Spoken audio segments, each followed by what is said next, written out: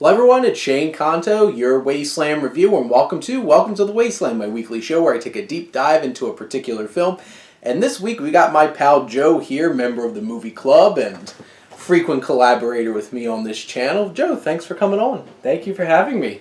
Joe, would you like to shamelessly plug anything before we jump in? I'm on TikTok now, or I've been on TikTok for a while, and I'm starting to actually post more content in relation to writing and the art of writing, and just a way to show off my collection of fountain pens. But at the end of the day, it gets me to write more. So if you want to check that out, same handle as I have for my Instagram, Joey T Cartoon P.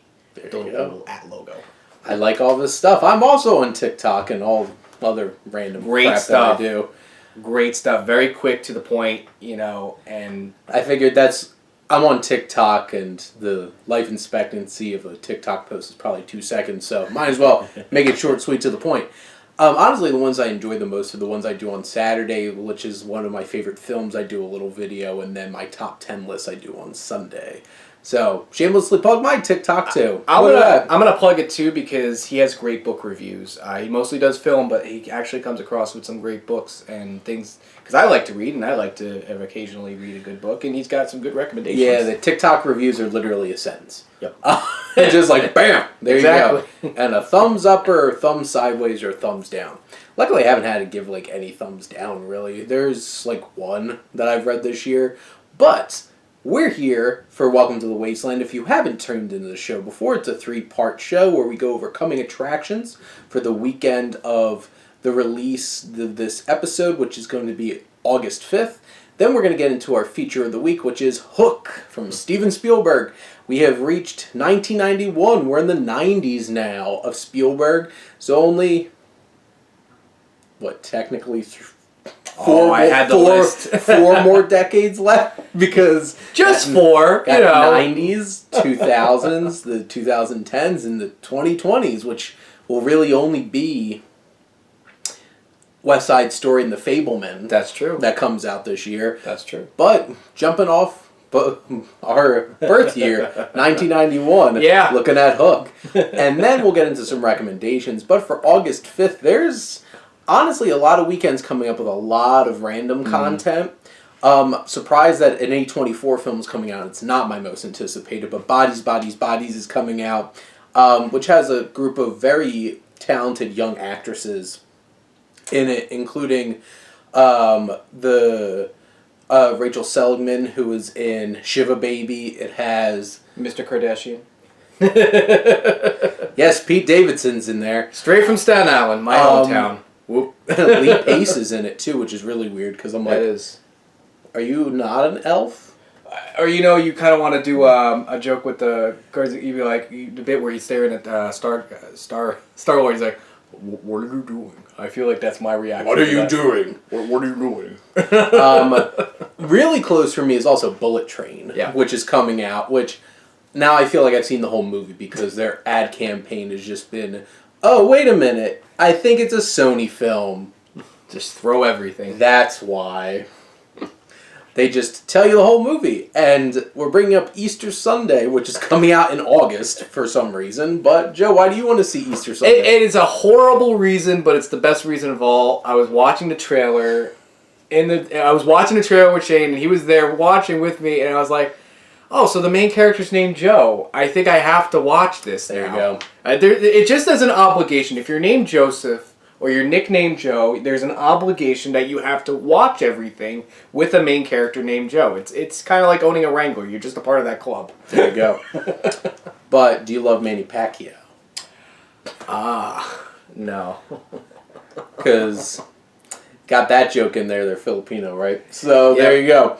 But so you picked a documentary for this anticipated. What's the documentary? So it's called Claydream. Yep. But I know I'm really excited. I'm going to do another plug because, believe it or not, the director of this documentary, my best friend Matt from Animation Look Back, he did an interview with the director of this, who basically is telling the life of Will Vinton Studios. If you're not familiar with Will Vinton, watch a M&M's commercial and see the character designs and know that it comes from that guy.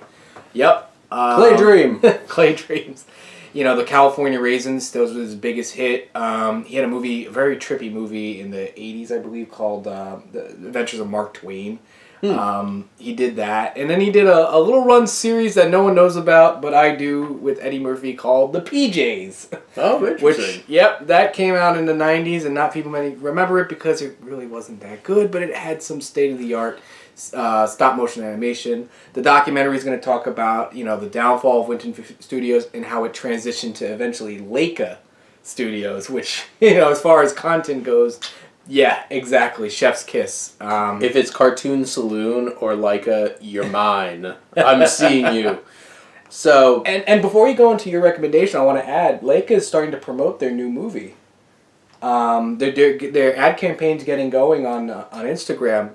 I believe the creator of Ozark collaborated with Leica to work on the screenplay for it, so they got that coming out. Interesting. Yeah. I wonder if they're going to take the Cartoon Saloon approach and buddy up with one of the streaming services. I hope so. Because Wolfwalkers wound up coming out on Apple. Yeah. Speaking of Apple, they have a new animated show, Luck, coming out this weekend as well. Peacock has They, Them, which is a new horror film starring Kevin Bacon about a conversion camp. Oh. Yep. I don't know how I feel. I mean, is the title supposed to, highlight... I'm guessing. Okay. I only know what it's vaguely about, and that has Kevin Bacon in it. But my number one is actually Prey, because I'm a humongous fan of Predator. And Dan Trachtenberg, who directed 10 Cloverfield Lane, is directing this, which makes me even more excited. But this is a stripped-down indigenous people versus the Predator kind of story. And I'm like, dang, I'm down for that. And after we saw the last Predator movie together... Oh, God! In IMAX on opening night, I'm really hoping... All that matters to me is that they have an actual person, an actual guy, in a suit, and not a CGI monstrosity like they did in that movie. I'm still blown away by the fact that you have a Predator movie with an original Predator that looks good. They kill off that Predator for this horrible CGI monstrosity, and that's supposed to be the main villain. The horrible CGI monstrosity that is the villain is actually the screenplay. That too. By the way, if you want to make a progressive autism awareness story, don't make it where you're trying to overdo and make it seem like a superpower. Autism is a superpower. Yeah, apparently. And the next stage of human evolution. So they're basically have the mutant X gene, and they're better than us, and the Predators want them to weaponize autism. No controversy with that. No, crazy. And also, how did they get the van?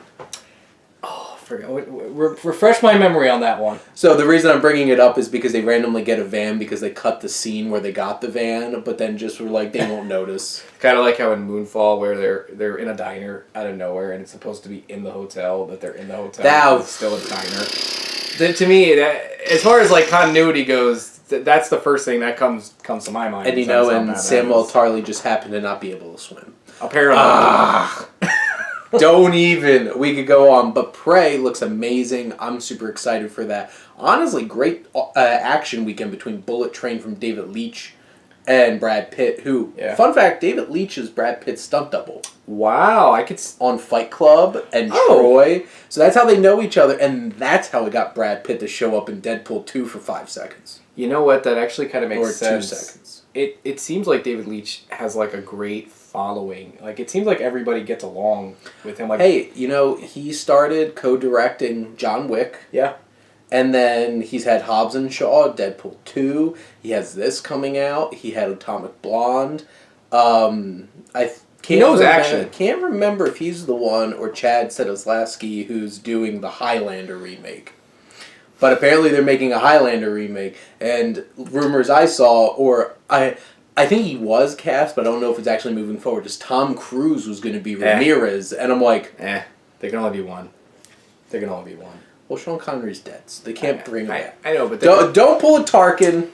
Don't make a CGI Sean Connery. Please don't. We were just talking earlier about floating heads. He retired from Hollywood on purpose, so don't besmirch his legacy of F you to Hollywood by F-ing back. If he wasn't willing to take a role in Skyfall that was literally catered to him, I could totally see that argument. Oh, that made me so... Like, when I found out that Kincaid was supposed to be Sean Connery, I'm like... It made sense. Damn. But he didn't want to do it because he said it would be confusing. And, like... Because the thing is, like, is there continuity in James Bond movies? And so, like, that's a whole entire other conversation. But Albert Finney was great.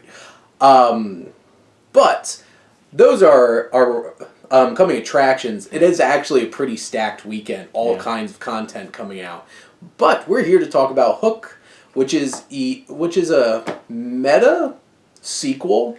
Yeah, there are a couple times where like it's set in a world where the story exists, but the characters are real, and they mentioned that a couple times where it's like we know that this is a fictional story, but at the same time it's more or less like a documentary, I guess. Or, so it's kind of I guess nonfiction. Yeah, I guess the thing is it's like the books were made based off of the actual Wendy, who at this point in present time is played by Maggie Smith. Can you imagine if like she's going to like the person like the ghostwriter telling her story, and she's like, "No, this actually happened," and they're like, "Yeah, totally," and they're like, "Okay, totally happened." No, like they're literally they're sitting there ghostwriting, counting their like $100 bill piles next to them from all the royalties they made off of these books. Or I guess in this case it would be J.M. Barrie who's like listening to Wendy, and he's like, "Yeah, that totally happened." J.M. Barrie, who I imagine is still Johnny Depp, is just sitting there like, okay, and just like counting up the money.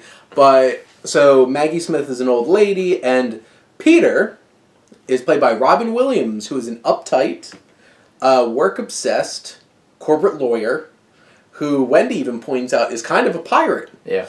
And it's just like, wow, Peter Pan grew up to be a pirate. It really put the perspective on it, too. Like, there's a scene in the movie where his kids are showing him, like, a papier-mâché flower. And I always blows my mind, because I've watched the movie a million times. And, like, he looks at this flower, and he just tells her it's paper. And I'm just like, you can't be that much of a stuck-up dude. Come on, man, just not play let along. your kid have her imagination. When like, your daughter's just like, it smells so good, Daddy. It's like, it's paper. It doesn't smell like just like, wow, what a wet blanket, Robin Williams. Which it's interesting because he plays that character so well. He does. Which is so weird because that's definitely not what you expect from Robin Williams. Yeah. But on one fateful night, Captain Hook steals his children.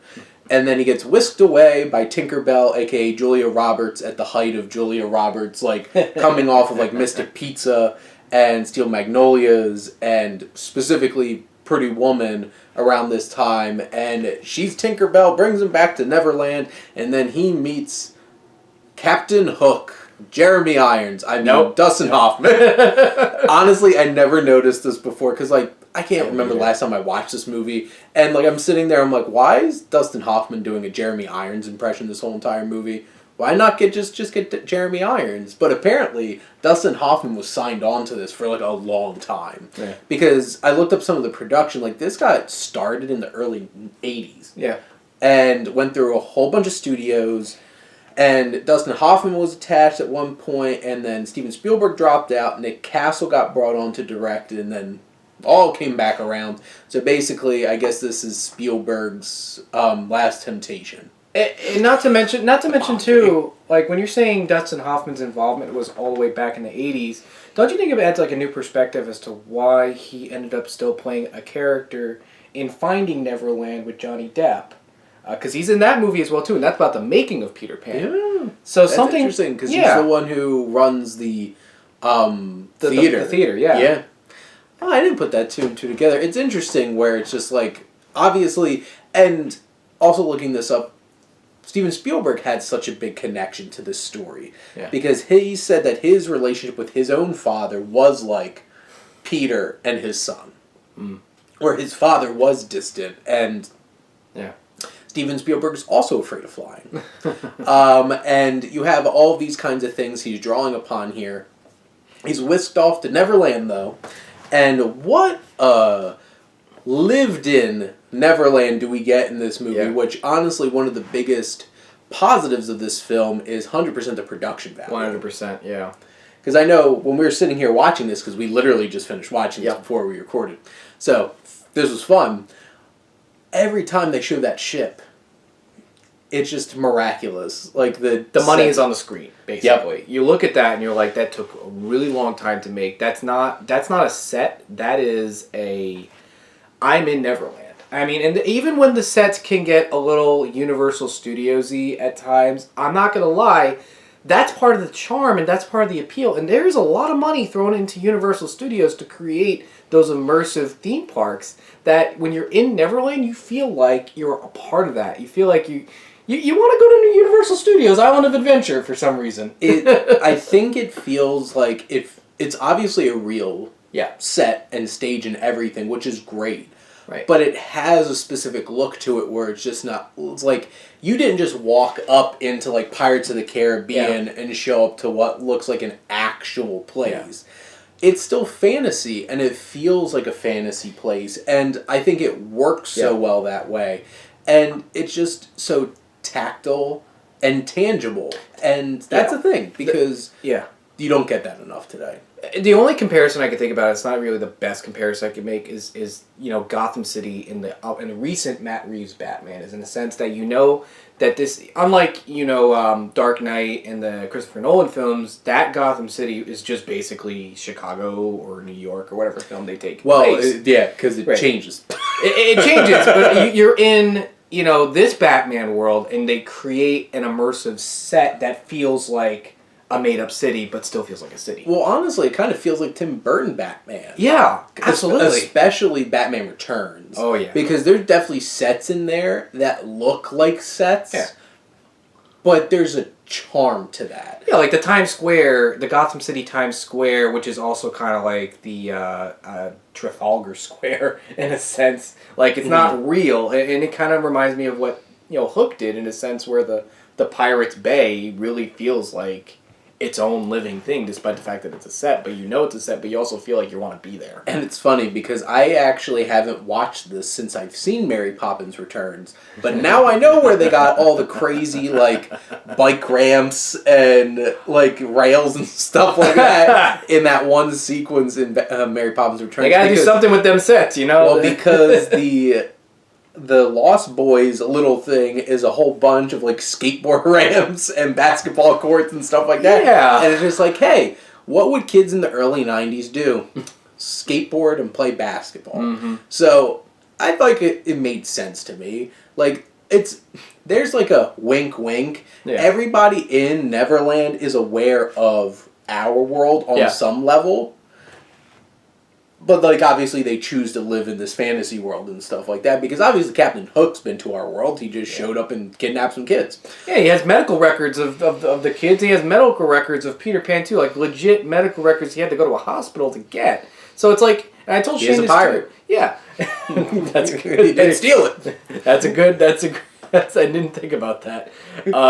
It's interesting because, like, he's aware. It's like the Amish in the sense where they know that the real world, the modern world exists. They just choose to enjoy being in this fantasy world. They just choose to ignore it. They just choose to ignore it, which I think is kind of... We don't like that. Get out of here. We want our sword fights and, they're going to have a baseball game. They're going to make it look like an old-timey baseball game, which is just... Yeah, it's funny because it looked like an old-school baseball stadium made the size of one of those kids' ones at, like, modern-day parks. Like, if you go to Citizens Bank Park in Philly, they have, like, a little kids' baseball stadium in it where they play, and it's just like, well, yeah, that's kind of what this looked like. Now, to be fair, I think that is because the character that they're making the baseball field for is a Little League kid, so they probably wanted to make it scale to that. That's my... Hey, Captain Hook realizes he's a kid. His own father does not. Stop acting like a kid. It's like, I am a kid. That's the thing, like... So, taking a step back, so, like, let's hit on some of the main features here. So, like, starting off with Peter and Robin Williams. How Robin Williams starts off is so just hateable. Yeah. He is so self-absorbed in just his work. Yeah. He's so negligent to his family, and he is the biggest buzzkill. He is, and I mean, there are times where he is unlikable, but there's, like, moments where, like, he wants to be involved with his kids. He wants to go to the baseball game, but it's in a way where he's still putting his work ahead of the kids. And maybe we're not quite at that age yet where we sympathize with him yet, where it's like we can always take a bye and be like, I'm going to hold off on this phone call. Like, he's making intentional choices where he is putting his job before his family, which is neglectful in a sense. Like, he takes a meeting and says, it'll be a quick meeting. My word is my bond, or whatever. And he's nonchalantly leaving the office, just shooting the shit with people on his way out. And, like, he's not in any hurry. Nope. He's on, like, Tim Allen from the Santa Claus, Scott Calvin at the beginning. Yeah. He's like, get out of the lane! As he's on, like, a highway with nobody on it. So, like, he can really sell it. And then Arnold from Jingle All the Way. He's like, you're my favorite customer. I'd say of all the it's an abused trope in the 90s, yes. but I'd say of the ones that I feel the most sympathy for, I do feel the most sympathy for Jingle All the Way for Scott. That's Santa Claus. Yeah, I don't remember what his name is. Put the cookie down. It's just Arnold. The Arnold, because his kid Jake Lloyd is just such a brat in that movie. I think the kid. You know, the dad's doing the best he can. He's giving you a room that's basically like a Marvel theme park, right? I mean, the least you could do is not accept that he didn't go to this one thing. The last tangent part on this, like, side thing is, Scott Calvin 100% showed up late just to spite his ex-wife. 100%. 100%. And her stupid husband. Judge Reinhold. God. But you have Robin Williams, who... You have to have a great actor to play this character who slowly, scene to scene, starts pulling back the layers. And then when he's full-blown Peter Pan, that's the Robin Williams that I think all of us love, and he's just going at it. And he 100% ad-libs some lines in this movie because there's no way they wrote the lines that he made. Like, especially at, like, the food fight scene. Yeah. I even said it out loud. There's one line like, he definitely... It was when he's talking about, quoting, eating as much as Mahatma Gandhi. Yes. Even Gandhi ate more than this. I'm like, that was not in the screenplay. Yeah. That's a Robin Williams line if I've ever heard one. Even the paramecium line, I feel like that's something he would have come up with. Honestly, I could see that whole scene with them just telling him, do whatever. Just be Robin Williams. Just do your thing. Which is awful for Prince Zuko over here. We should talk about his character, yeah. Well, so, in terms of, like, he's literally acting against a teenager. So, like, it's kind of unfair. As they're supposed to be shooting barbs back and forth. I'm like, 100% Robin Williams is just going off the fly here. Yeah. And it's Robin Williams. Peter obviously goes on a great arc. They make some interesting choices in terms of his backstory, which, honestly, for me, I'm all in on. Yeah. Like, I think it's an interesting new take that eventually he gave up on being Peter Pan and wanted to settle down. Yeah. But Wendy was like, you couldn't have done that, like, 60 years ago. There's a lot of moments where you're watching Wendy, played by Maggie Smith, where you realize that she really lucked out. Like, she wanted Peter, and every time you see her and him as an adult, you could tell, like, I'm not over this. This is my first love, and I'm not over this. And I have to watch my first love, who I'm still in love with. With my granddaughter. My granddaughter. Like, so it's an interesting idea that I feel like this movie doesn't explore enough. Yeah. But, like, how do you explore that enough in a family movie? Like, and that's the thing, because it acknowledges it enough. Mm-hmm. Because it's very obvious she still has feelings for him. But I think that's one of the... Like, the script had so many ideas in it with that. And I think that's one of the weaker things. And I think the weakest thing is the will they, won't they, but, like, 100% can't relationship between Peter and Tinkerbell in this movie. Yeah. I'm just like... Go ahead. I was going to add... were you watching this film? I watched this film a lot as a kid. And I'll talk more about that when we talk final thoughts and whatnot. But one thing, you feel like a good movie, you could really reappreciate something that you're watching it again. And one thing that, about Tinkerbell, that I found very fascinating is the fact that, there's when you're doing a character that's smaller, and there's a lot of green screen, and there's a lot of technicalities that are involved with that. One, I appreciate how much of it is analog. Yes. Like, this is before heavy CG, where Tinkerbell flying around with a light, even at times you could tell that it's probably, not really tell it's a fish wire, but like the fact that they went that extra mile to focus on the technicality, and the eye line. When a character's looking at Tinkerbell, she's tiny, and sometimes it's hard to have a character, even today, with CG characters. When you're not looking around... Phantom Menace. There you go. Like, looking around at random, ping pong balls, you really get the feeling like they're staring at a tiny pixie. And on top of the fact that what really blew my mind is that there are scenes that require giant sets for Julia Roberts to be a part of. And one in particular that really blew my mind was when she's supposed to be standing on Peter's torso. And rather than have the torso be, a part of the green screen, no, they legit actually built like a belly for her to stand on with legs that you knew like were moving at random bits to look like legs that are like leaning up, but they're actual like giant mounds that are supposed to be legs. And that to me is just a great attention to detail. It's like, hey, Spielberg's got that money. The money is on the screen. Yeah, and I was interesting if they were going to use forced perspective. Yeah. But I don't think they really did that in this film.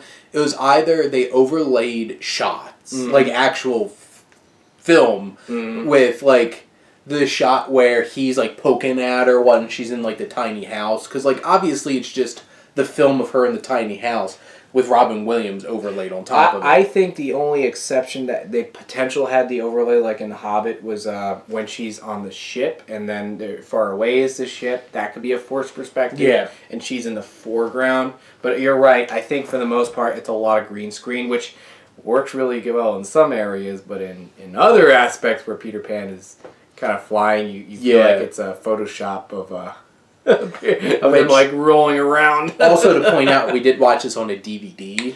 Yeah. In a 4K player on a 4K TV, but it still was a DVD. So like this, and this is like an older DVD. So like this wasn't like a remastered kind of thing from like 30 years. Or VHS where you're watching on a TV like we did when we were kids. You don't pay attention to that. It's I definitely had a VHS Yeah. of this. And, I think Julia Roberts was some inspired casting. Yeah. I just feel like where their relationship goes is weird.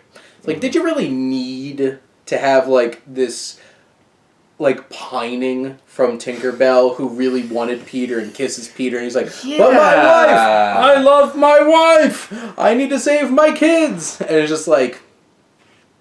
You're already doing that with Wendy. How much do you have to make out Peter Pan to be like this... Player, essentially. Like, they all want that Robin Williams. Yeah.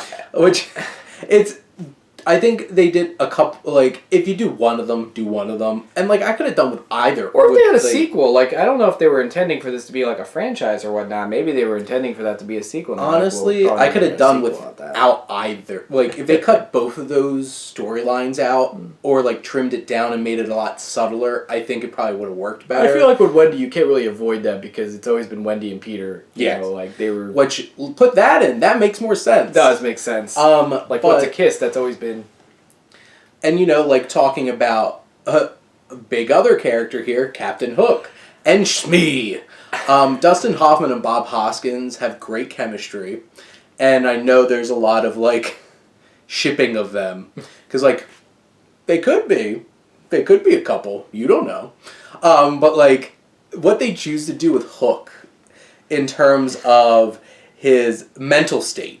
It's straight up a domestic abuse, like, toxic relationship going on here. Like, you feel like, am I watching Smee and Hook or am I watching Amber Heard and Johnny Depp? Oh, no. But, like, it's interesting because, like, Hook is in this place where he's super depressed. He has no meaning anymore.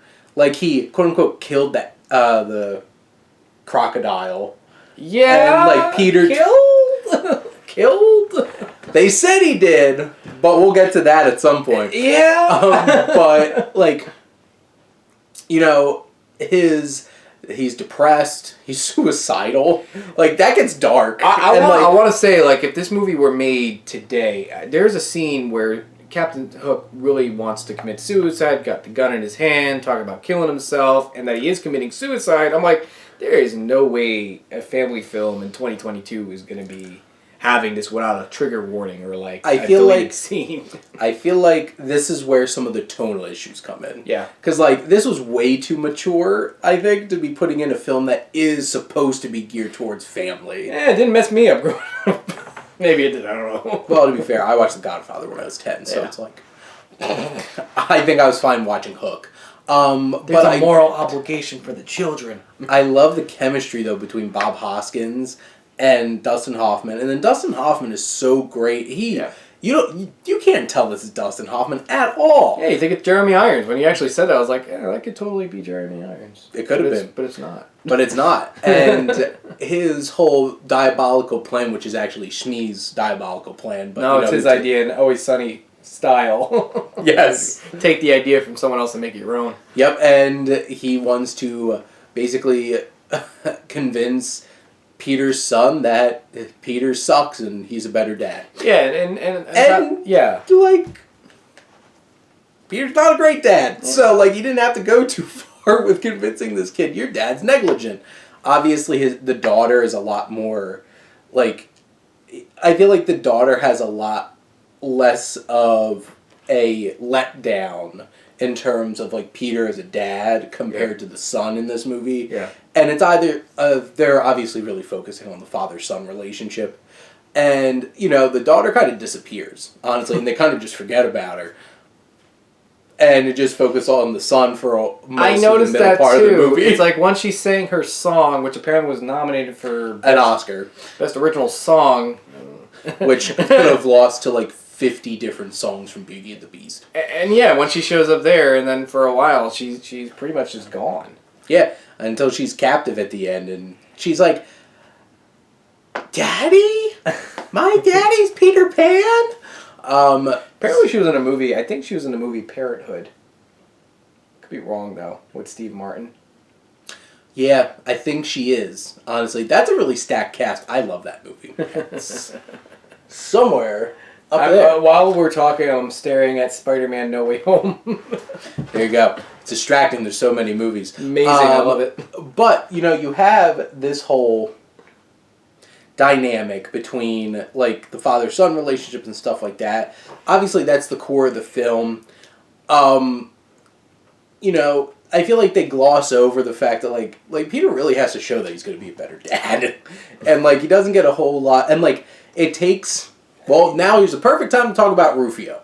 Oh, that's what I was saying earlier. Like, you have...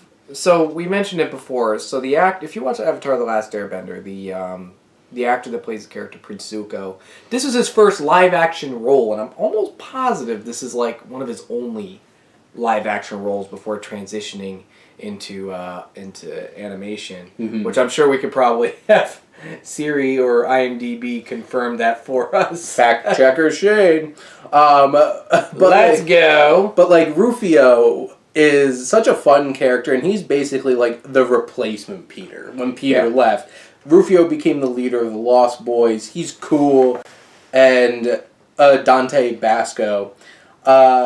And in a day and age where, like, you know, there's forced diversity in movies where it's like, why do we have characters that are playing these characters? You know, on one hand, it is progressive to do so, and on the other hand, it's like, is it really an original character? I feel like this movie handles diversity and handles, you know, it doesn't feel like forced diversity. It feels appropriate, you know, because Rufio is his own character, and he's almost more badass at times than Peter Pan.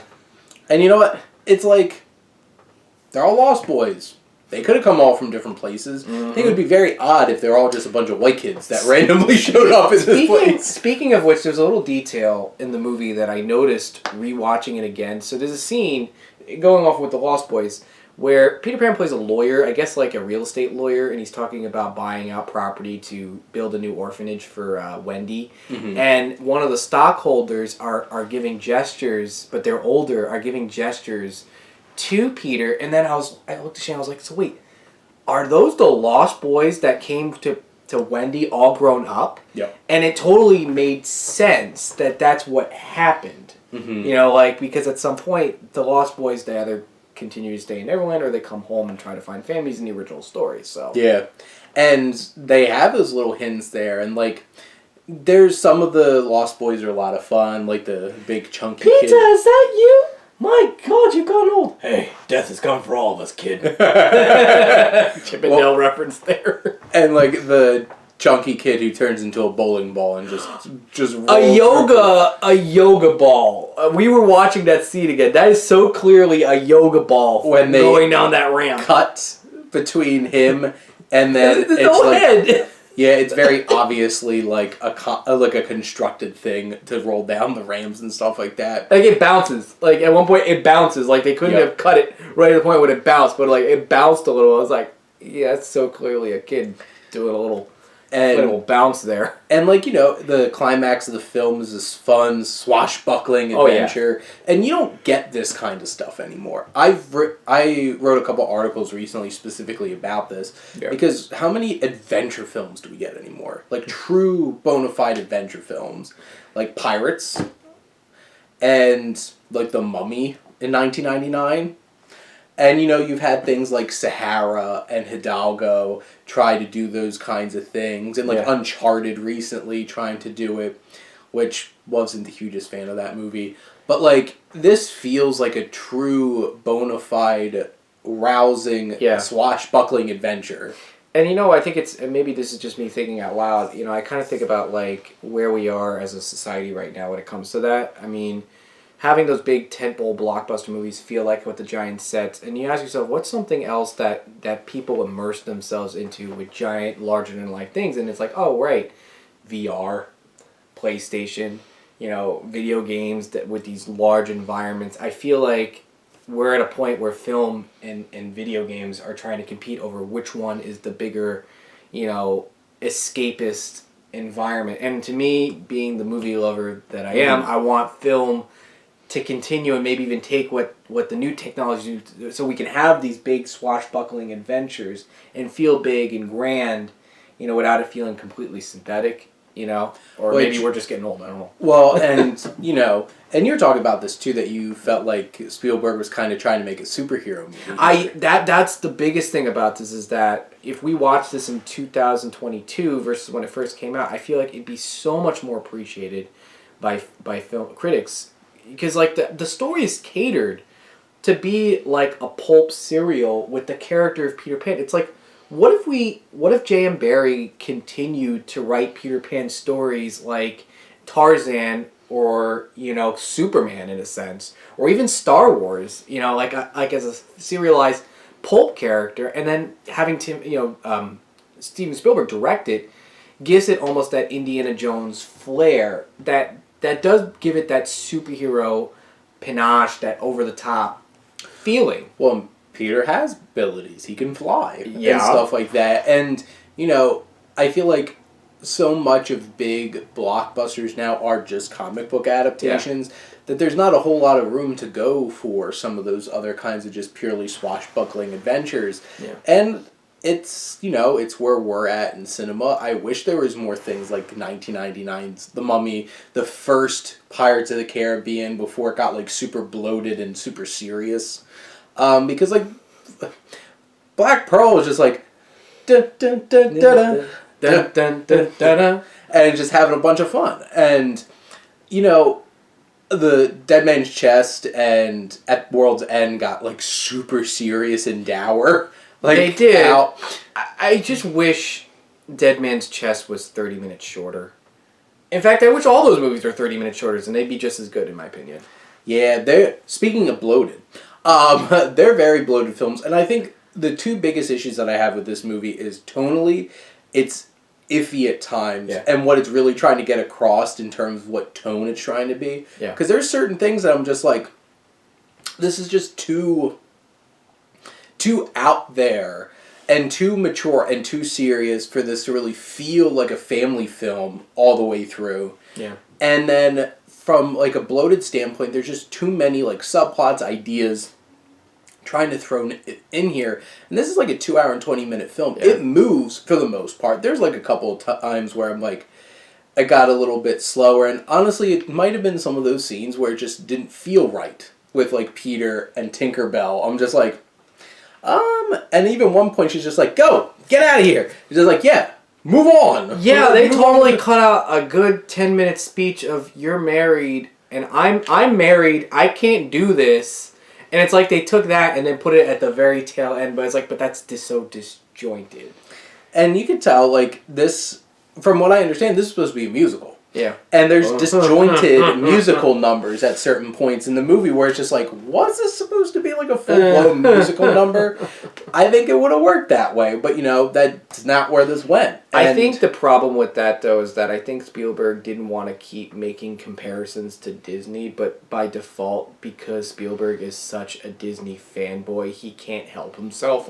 And then this movie got punched in the face by Beauty and the Beast. Which is funny because like for a really long time before this came out, Spielberg was producing, you know, Don Bluth movies that were doing better than the Disney movies at the time, and it was until, you know, Little Mermaid came out and then Howard Ashman, Alan Menken, revitalized Disney, and you know, came back to bite Spielberg here because they were out at the same time, and Beauty and the Beast obviously became a much bigger deal. Got first ever animated film to be nominated for Best Picture, and lost to Hannibal Lecter. And talk about competition. I mean, what really blew my mind, because this came out in '91, we have 2 Robin Williams movies that came out this year. The Fisher King, which is by all accounts like one of my favorite, you know, Robin Williams performances, if not movies of all time, up against Hook, which was for a really long time my favorite film as a kid.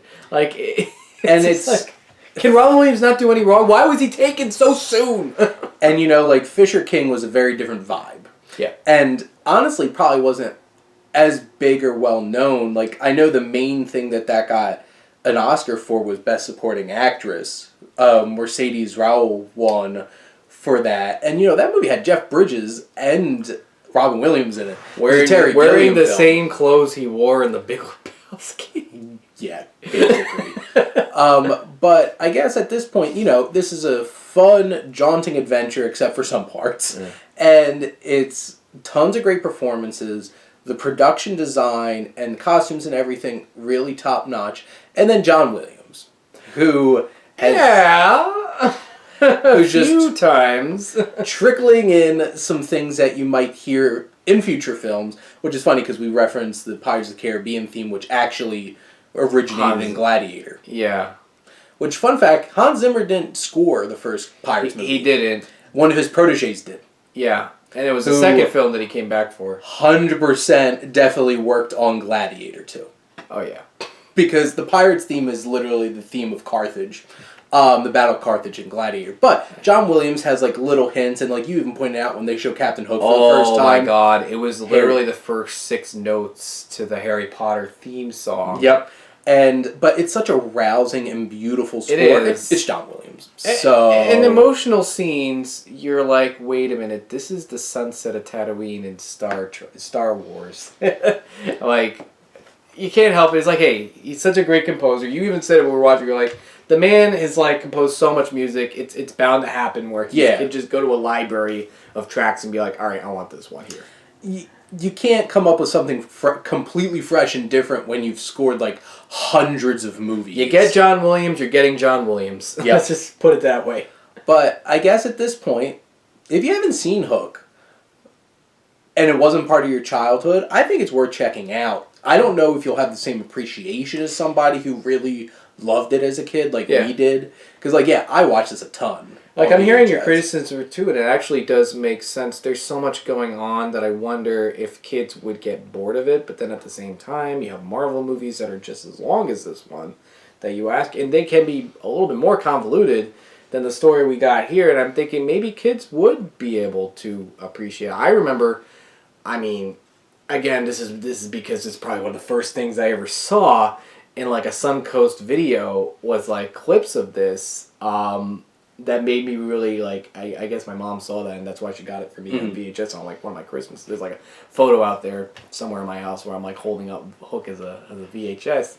That, you know, you wonder if a kid because there were plenty of older movies we saw on TV, right? Yeah. Where we're like Goonies, for example, that's older than this. I still saw the clips right now. I love it.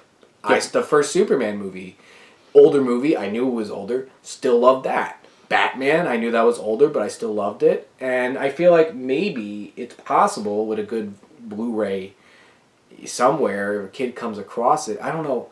Yeah, I guess this is a good question I could ask. Like, for us, you had Warner Brothers, you had, like, the WB show, like, the movie of the week. Yeah. Do kids really get that now when you got so much streaming that it's like you click on what you want to watch? You don't really get live TV the same way you do, where it's like luck of the draw, this is what you're going to watch. Like, they even had to add that feature to Right. Netflix of, like, shuffle. Right, like you could just watch whatever. It's like, but we just had it was called going through the channels and just finding what we saw. Like Hook, you could watch on Stars right now. So if you had Stars, Hook's on there. But like, I don't. It's streaming, and you go on a streaming service, and it's funny because like, perfect example. Like a couple weeks ago, I saw 12 Strong pop up in like the top 10 on Netflix, and like I'll see people posting articles about this new Netflix movie is killing it. And I'm like, I saw that in theaters like 5 years ago. And it's like,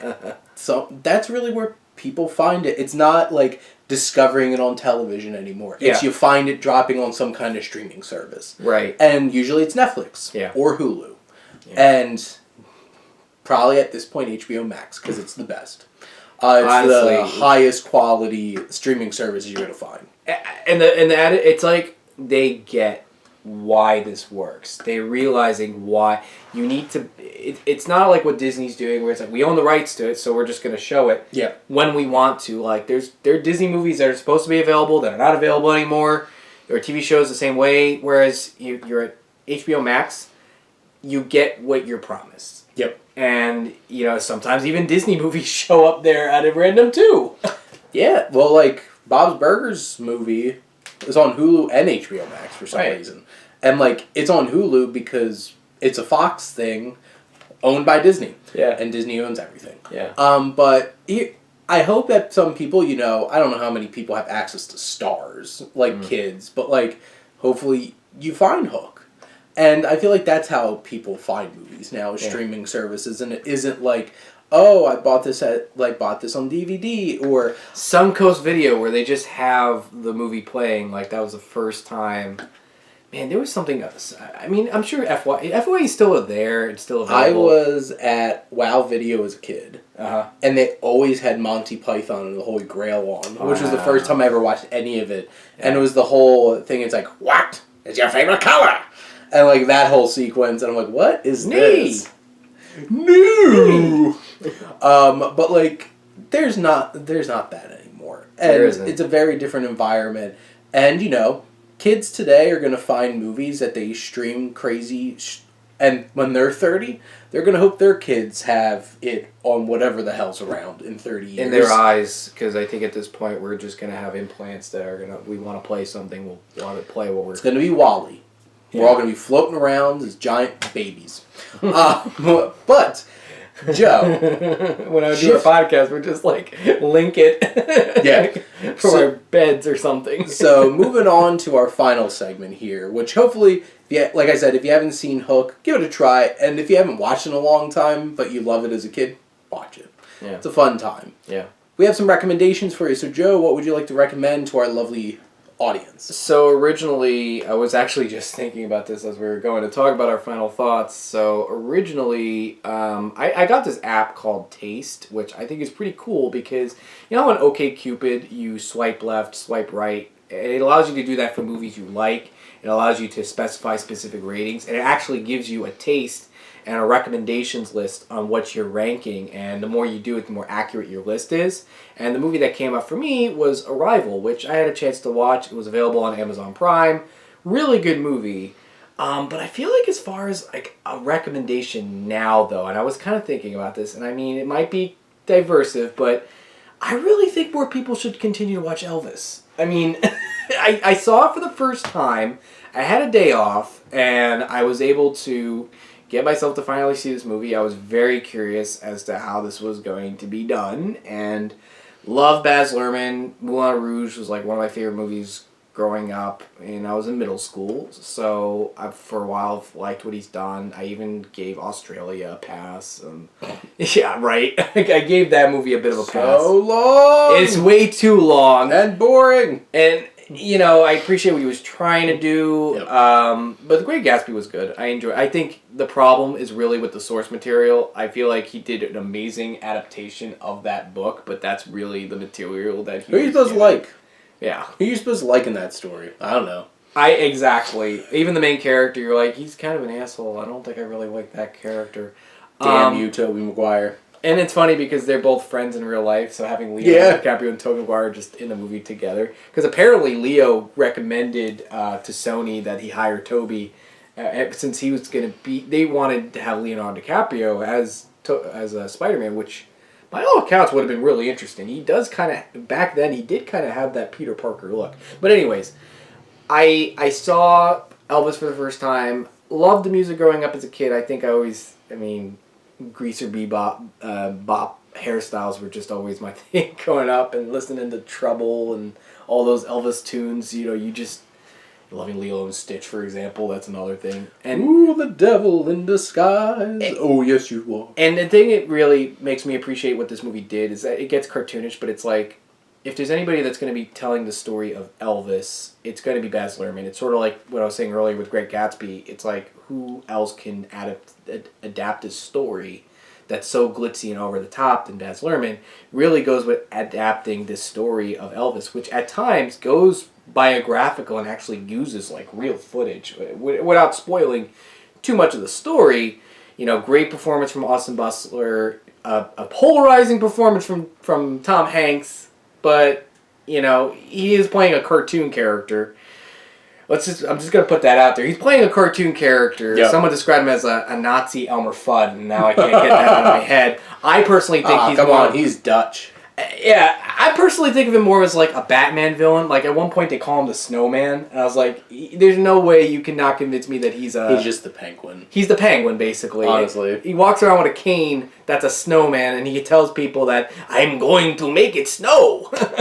Like, we're going to make the snow together. We're going to make the snow together. When are we going to get the Santa Claus song? Like, I liked it. I mean, it was long, but I thought it was long enough. Because this is the very short life. And it still felt like a Wikipedia page, honestly. Because, that's one of the things. Baz Luhrmann doesn't add a lot of depth a lot of the times in his films. And you could definitely feel that in this one. Especially when it came to the drug use, I feel like that was more or less, phoned in. There's certain things that he wanted to adapt and tell about his life, but certain aspects that he glossed over, like the big one, which is the fact that he potentially groomed Priscilla Presley. They kind of just... Well, to be fair, they barely have Priscilla in the movie. Barely did. There's a handful of scenes with her, and it's like, aren't you married? Right. And it's funny because, thinking about the movie right now, one of my favorite comedies is Naked Gun. It's in my top 20. And, I'm watching it, and I'm thinking to myself, this is the woman that's going to be Frank Drebin's wife. Yep. It's just a weird connection my brain made, but I was just like, that's going to happen. There you go.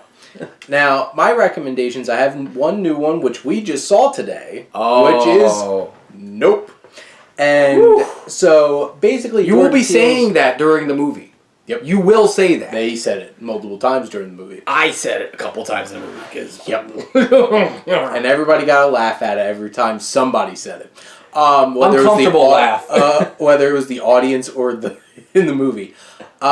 Basically, Jordan Peele goes next level. He gets a big budget.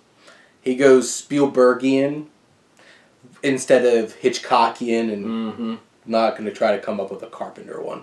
But although you could argue, I feel like The Birds is kind of like the first Spielberg before Spielberg movie, in a sense. I get from an actual story perspective, yeah, I'm not the biggest fan of The Birds because I struggle the first hour of that movie because I'm I don't really buy into this romance that much, and it's just an hour until people die Until the birds start showing up. But this is has a lot of great ideas. Some of them a little bit underdeveloped, but it has big ideas. It has big thrills and scares and incredible filmmaking and tension, and the performances are fantastic. It's unnerving and uncomfortable. There's multiple moments where I'm just like, yeah, it nope. gets kind of, I don't want to say the specific genre. It kind of goes into. I don't want to spoil what it feels like. It winds up feeling a lot like one particular 70s Spielberg movie, which honestly this movie kind of feels like two 70s Spielberg movies. And one particular 80s anime, without telling you which one it is, but there's a couple cues. They make some fun cues to that one particular movie. They make some fun references here. Oh boy. But oh boy. Nope is a big win for Jordan Peele, so go check it out. I agree. It was I'm still thinking about it now.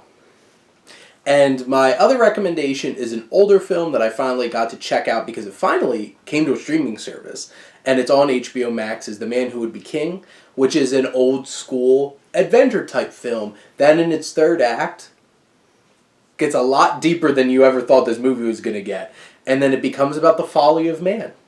And you have Michael Caine and Sean Connery peak of, like, at their prime, mid-70s. Sean Connery has the most intense Franz Joseph going on here. Oh my god. It's beautiful.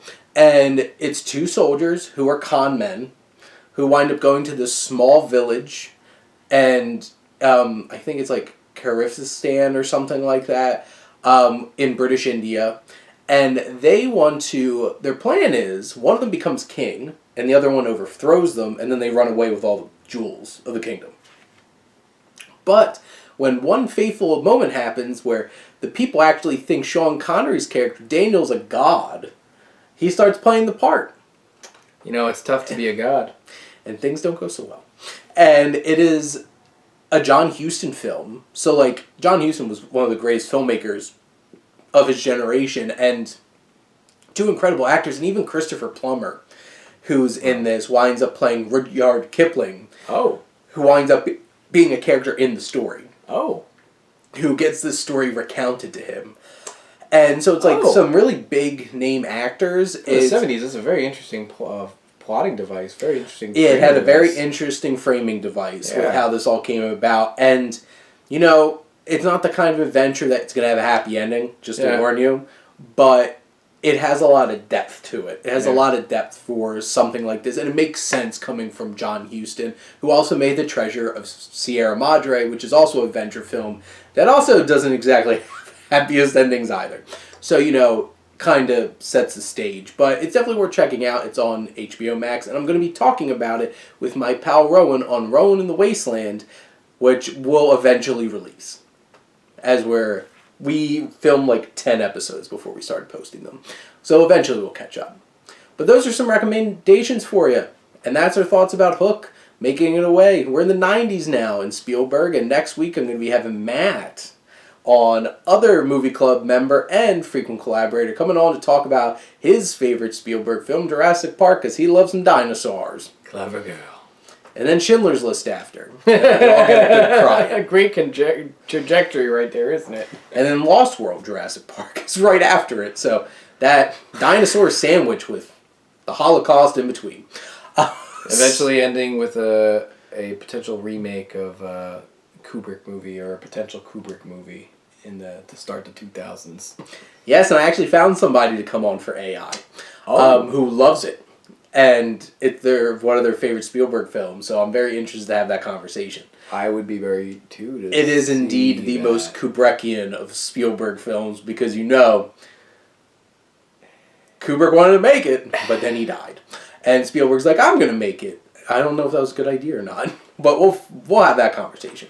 But Joe, would you like to shamelessly plug anything before we wrap up? Well, just like I said before, you can find me on TikTok. I post a lot of content when it comes to writing. If you're ever looking for a good guide when it comes to fountain pen writing, I'd be more than happy to recommend a video for you. So that's on Joey T Cartoon P on TikTok, and actually Instagram content there is actually under the username Joey T's Writing Corner. if you want to find me there as well too. And I have YouTube, which I rarely ever use, but sometimes if I ever want to make a film review, I do it there.